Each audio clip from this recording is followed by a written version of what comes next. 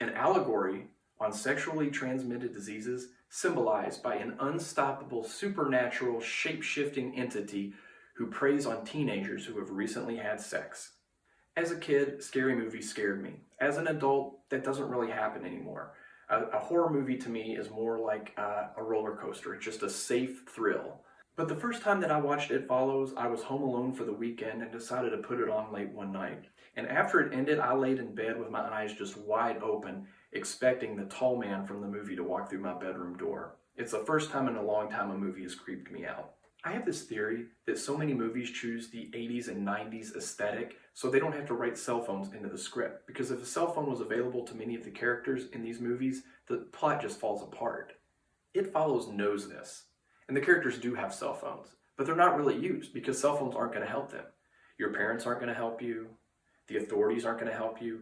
In fact, the movie's plot is set up in such a way that once this entity is after you, there's literally no one that can help you. You are on your own.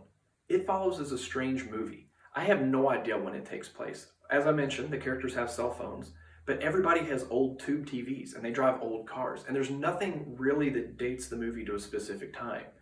The small town in the fall vibe and the synth score that Halloween made so famous, mixed with the slow-moving antagonist like every zombie movie ever, or the ever-changing look of the entity like in the great Denzel Washington movie Fallen, the unstoppable force of the Terminator, and the fact that death is always right around the corner like in Final Destination.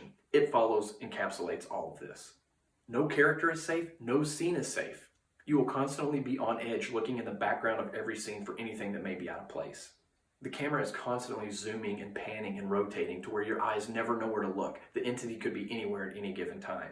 The movie explains enough to make it easy to follow, but it doesn't explain so much to ruin the thrill of talking about what you think happened with your friends after you finish watching it.